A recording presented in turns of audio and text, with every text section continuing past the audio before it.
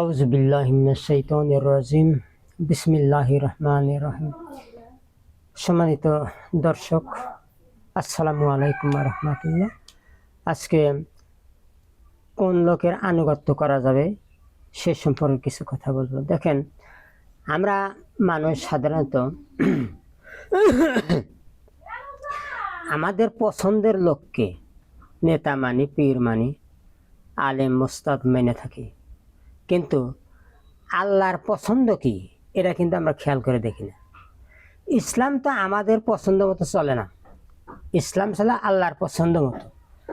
কাজেই আমাদের পছন্দ মতো কাউকে নেতা মানা বা পীর মানা এটা চলবে না, বরং আল্লাহর পছন্দ মতো আমাদেরকে এটা আনুগত্যের কথাটা চিন্তা ভাবনা করতে হবে। কোরআনুল কারিমে আল্লাহ তাআলা বলেছেন, ইয়া আইয়ুহাল্লাযিনা আমানু আতিউল্লাহ ওয়া আতিউর রাসূলা ওয়া উলিল আমরি মিনকুম। হে ঈমানদারগণ, তোমরা আল্লাহর আনুগত্য করো, রাসূলের আনুগত্য করো এবং তোমাদের মধ্যে যারা দায়িত্বশীল তাদের আনুগত্য করো। এখানে একটা কথা পরিষ্কার বুঝতে হবে, আল্লাহ তাআলা হুকুম করেছেন আল্লাহর আনুগত্য করা, রাসূলের আনুগত্য এবং আমাদের মধ্যে যারা দায়িত্বশীল তাদের আনুগত্য করতে হবে। এই দায়িত্বশীল কার? এই দায়িত্বশীল হচ্ছে মসজিদের ইমাম, গ্রামের মুরব্বী, মেম্বার, চেয়ারম্যান থেকে শুরু করে প্রধানমন্ত্রী, রাষ্ট্রপতি পর্যন্ত সবাই জনগণের দায়িত্বশীল, জনগণের প্রতিনিধি। এদের আনুগত্য করা আল্লাহর হুকুম। কিন্তু এখানে একটা বিষয় দেখতে হবে, সেটা হলো যে আল্লাহর আগে আতিউ আছে, রাসূলের আগে আতিউ আছে, কিন্তু উলিল আমর এর আগে কিন্তু আতিউ নাই। এর কারণটা হচ্ছে আল্লাহর আনুগত্য করতে হবে, রাসূলের আনুগত্য করতে হবে নিঃশর্তভাবে। এখানে কোনো শর্ত বা কোনো যুক্তি দেখানো যাবে না। আল্লাহর হুকুম, রাসূলের হুকুম শোনার সাথে সাথে সেখানে তার সামনে সারেন্ডার করতে হবে। কিন্তু উলিল আমর অর্থাৎ দায়িত্বশীল যারা আছে তাদের আনুগত্য করতে হবে শর্ত সাপেক্ষে। সেটা হলো যে দায়িত্বশীল,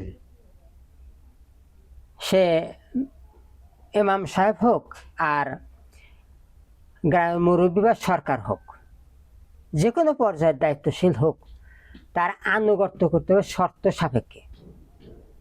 তা হলো যে তারা যদি আল্লাহ তার রাসূলের আনুগত্য করে তাহলে তাদের আনুগত্য করা ফরজ, এটা আল্লাহর হুকুম, কাজে এটা ফরজ। কিন্তু যদি তারা আল্লাহ তার রাসূলের আনুগত্য অর্থাৎ কোরআন সুন্নাহর অনুসরণ না করে, নিজের খেয়াল খুশি মতো কাজ করে, তাহলে তাদের আনুগত্য করা যাবে না, নিষেধ। এই ব্যাপারে আল্লাহ তাআলা এরপরেই আল্লাহ তাআলা বলতেছেন যে ফাইন তানাজাতু ফি শাইইন ফারুদ্দুহু ইলাল্লাহি ওয়া রাসূলি ইন কুনতুম তুমিনুনা বিল্লাহি ওয়াল ইয়াউমিল আখির। আল্লাহ তাআলা বলতেছেন যে অতবার তোমাদের মধ্যে যদি কোনো মতবিরোধের সৃষ্টি হয়, অর্থাৎ ওই দায়িত্বশীলের আনুগত্য করা যাবে কিনা এই ব্যাপারে যদি কোনো প্রশ্ন ওঠে, তাহলে আল্লাহ তাআলা বলতেছেন যে বিষয়টা আল্লাহ তার রাসূলের দিকে পাঠিয়ে দাও। যদি তোমরা আল্লাহ এবং পরকালের প্রতি ঈমানদার হয়ে থাকো, তার মানে আমরা যদি ঈমানের দাবি করে থাকি, তাহলে আমাদের মধ্যে যে মতবিরোধ সৃষ্টি হচ্ছে তার সমাধানের জন্য আল্লাহ তার রাসূলের কাছে এটা পাঠাতে হবে। তার মানে কোরআন সুন্নাহর আলোকে দেখতে হবে যে তার আনুগত্য করা চলবে কি না। তো কোরআন সুন্নাহর আলোকে এটা চলবে কি না এই বিষয়টা আল্লাহ নিজেই ফয়সালা করে দিচ্ছেন। এরপরেই আল্লাহ তাআলা বলতেছেন যে আলাম তারা ইলাল্লাযিনা ইয়াজউমুনা আন্নাহুম আমানু বিমা উনজিলা ইলাইকা ওয়া মা উনজিলা মিন ক্বাবলিকা ইউরিদুনা আইয়াতাহাকামু ইলাত তাগুতি ওয়া ক্বাদ উমিরু আইয়াকফুরু বি ওয়া ইউরিদু শাইতানু আইয়ুদিল্লাহুম দালালাম বাইদা। আল্লাহ তাআলা বলতেছেন যে হে রাসূল, আপনি কি তাদের ব্যাপারে লক্ষ্য করেছেন যারা আপনার প্রতি যা নাজিল করা হয়েছে এবং আপনার পূর্বে যা নাজিল করা হয়েছিল সেগুলোর প্রতি ঈমান আনার দাবি করে বটে। তার মানে আসমানি কিতাবগুলো তাওরাত, জবর, ইনজিল, কোরআন এগুলোর প্রতি ঈমান আনার দাবি করে বটে, এটা ঠিক। কিন্তু ইউরিদুনা আইয়াতাহাকামু ইলা তাগুত, কিন্তু তারা এই কোরআনের কাছে বিচারের জন্য আসে না, বরং তগুতের কাছে যায় বিচারের জন্য, তগুতের কাছে মামলা দায়ের করে। ওয়াইউরিদু শাইতানু আইয়ুদিল্লাহুম দালালাম বাইদা, শয়তান এদেরকে গোমরাহের তো বহু দূরে নিয়ে গেছে। এখানে এই কথাটার আসলে মর্ম কথা হচ্ছে এই যে যারা কোরআনের দিয়া বিচার হোক, কোরআনের শাসন কায়েম হোক, এটা যারা চায় না, বরং মানব রচিত তগুতের আইন অর্থাৎ তগুতের মানব রচিত আইন শাসন এরা যে এগুলো যারা মেনে চলে, এগুলো যারা পছন্দ করে, কোরআনের শাসন দরকার মনে করে না, এই লোকগুলো আসলে আল্লাহ ও তার রাসূলকে মানে না। লা ইলাহা ইল্লাল্লাহ, আল্লাহ ছাড়া কোনো আইন দাতা নেই, রাজত্ব কর্তৃত্বের মালিক নেই, এ কথা মানে না। আল্লাহকে রাজা মানে না, ওই আল্লাহর দুশমন তগুতকে রাজা মানে। তারা ব্যক্তি জীবনে তারা ইসলাম দস্তুর মতো পালন করবে, পরে নিজেকে আল্লাহর ওলি হিসাবে মনে করবে এবং সমাজে আল্লাহর ওলি হিসাবে নিজেদেরকে প্রতিষ্ঠিত করার জন্য প্রচেষ্টা চালায়। কিন্তু আল্লাহ তাআলা বলতেছেন যে এই ব্যক্তি জীবনে তারা ইসলাম মানে, কিন্তু জাতীয় জীবনে তারা কোরআনের শাসন, কোরআনের বিচার কায়েম হোক, এরা তারা চায় না। এই লোকগুলো হচ্ছে আল্লাহ তাআলা বুঝুন শয়তানদের গোমরাহ হতে বহু দূরে নিয়ে গেছে, চরম গোমরাহের মধ্যে রয়েছে। এরপরে আল্লাহ তাআলা বলতেছেন এই কথা যে ওয়া ইজা কিলা লাহুম তাআলাউ ইলা মা আনজালাল্লাহু ওয়া ইলা রাসূলি রাআইতাল মুনাফিকিনা ইয়াসুদ্দুনা আনকা সুদুদা, তাদেরকে যখন বলা হয় যে এসো আল্লাহ যা নাজিল করেছেন সেদিকে এবং রসুলের দিকে, তখন দেখবে মুনাফিকরা মুখ ফিরিয়ে নিচ্ছে, পাশ কাটিয়ে চলে যাচ্ছে। তার মানে আল্লাহ যা নাজিল করেছেন অর্থাৎ কোরআন, আর রাসূলের দিকে এসো, তার মানে রাসূল এই কোরআন দিয়ে ফায়সালা করে দেবেন। কিন্তু এই কোরআনের ফায়সালা বা কোরআন থেকে যে রায় আসবে, ফায়সালা আসবে, এটা মানে স্বার্থের বিরুদ্ধে, মতের বিরুদ্ধে যায় বলে যারা এই ফায়সালা মানতে রাজি নয়, আল্লাহ তাআলা বলতেছেন এটাই হচ্ছে মুনাফিক। সম্মানিত হাজির, আমি যে কালামে পাক থেকে কথা বললাম এটা সূরা নিসার 59, 60 এবং 61 নম্বর আয়াত থেকে কথা বললাম। এখানে আল্লাহ তাআলা পরিষ্কারভাবে বলছেন যে তোমরা আল্লাহ এবং রাসূলের আনুগত্য করো এবং তোমাদের মধ্যে যারা দায়িত্বশীল তাদের আনুগত্য করো। তো দায়িত্বশীলের আনুগত্য করতে শর্ত সাপেক্ষে, আল্লাহ এবং আল্লাহ রাসূলের আনুগত্য করতে হবে নিঃশর্তভাবে, কোনো যুক্তি দেখানো যাবে না, সরাসরি তা মেনে নিতে হবে। আর দায়িত্বশীল তাদের আনুগত্য করতে শর্ত সাপেক্ষে, সে শর্তটা আল্লাহ নিজে বলে দিচ্ছেন যে তাদের আনুগত্যের ব্যাপারে বা দায়িত্বশীলদেরকে মানার ব্যাপারে যদি কোনো প্রশ্ন ওঠে তাহলে ওই বিষয়টা আল্লাহ তার রাসূলের দিকে পাঠিয়ে দাও। তার মানে কোরআন সুন্নাহর আলোকে এটা যাচাই করে দেখতে হবে যে তাদের আনুগত্য করা যাবে কিনা, তাদেরকে দায়িত্বশীল হিসেবে মানা যাবে কিনা, এটা যাচাই করে দেখতে হবে। যদি তোমরা, আল্লাহ তাআলা বলছে, যদি তোমরা আল্লাহ এবং পরকালের প্রতি ঈমানদার হয়ে থাকো।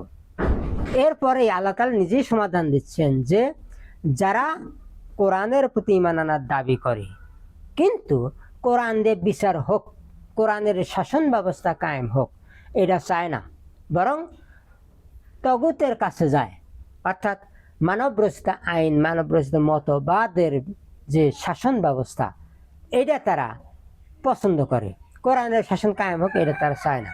আর যারা কোরআনের শাসন কায়েম হোক এটা যারা চাইবে, তারা অবশ্যই কোরআনের শাসন কায়েমের জন্য তারা প্রচেষ্টা চালাবে।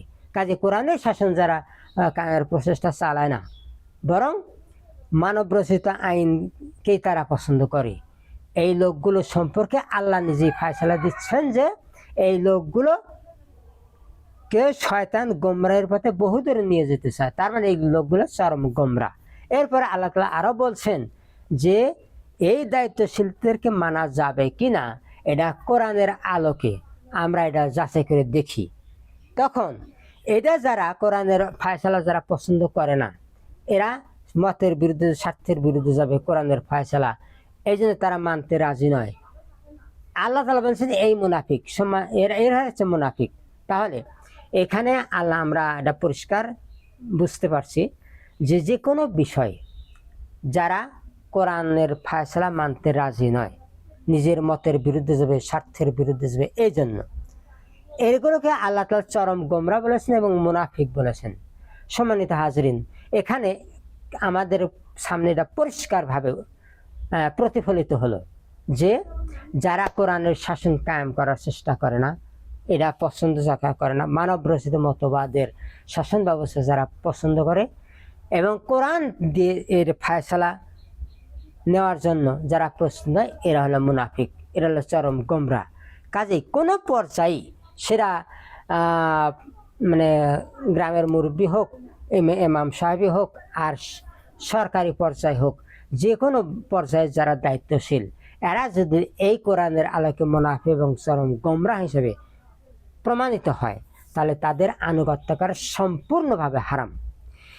এই যে হারাম আল্লাহ তাআলা করেছেন, এই কথাটা কোরআনের বিভিন্ন জায়গায় এটা আল্লাহ তাআলা উল্লেখ করেছেন। যেমন সূরা নিসার 142 থেকে 44 আয়াতের মধ্যে আল্লাহ তাআলা বলতেছেন যে ইন্নাল মুনাফিকিনা ইউখাদিউনাল্লাহ, যারা মুনাফিক তারা আল্লাহকে ঠকাতে চায়, ধোঁকা দিতে চায়। মুজাবজাবিনা বাইনা জালিক, মুজাবজাবিন হচ্ছে এই দোদুল্যমান মুনাফিক, মানে ব্যক্তিগত জীবনে ইসলাম মানবে কিন্তু জাতীয় জীবনে রাজনৈতিক ব্যাপারে ইসলাম মানে না। তারা মানব রচিত মতবাদের অনুসরণ করে, মানব রচিত মতবাদ কায়েমের জন্য যারা প্রচেষ্টা চালায়, এরা হলো দোদুল্যমান, দুদিকেই থাকতে চায়, আল্লাহর সাথে সম্পর্ক রাখতে চায়, আবার তগুতের আল্লাহর যে দুশ্মন তগুতের সাথে সম্পর্ক রাখতে চায়। এরা হলো মুজাবজাবিন মুনাফিক। এই মুজাবজাবিন সম্পর্কে আল্লাহ তাআলা বলতেছেন যে এরা এই কুফর এবং ঈমান এই দুইয়ের মাঝে একটা পথ তারা আবিষ্কার করতে চায়। লা ইলাহা উলাই ওয়া লা ইলাহা উলা, এরা পুরোপুরি এদিকে না, পুরোপুরি ওদিকে না।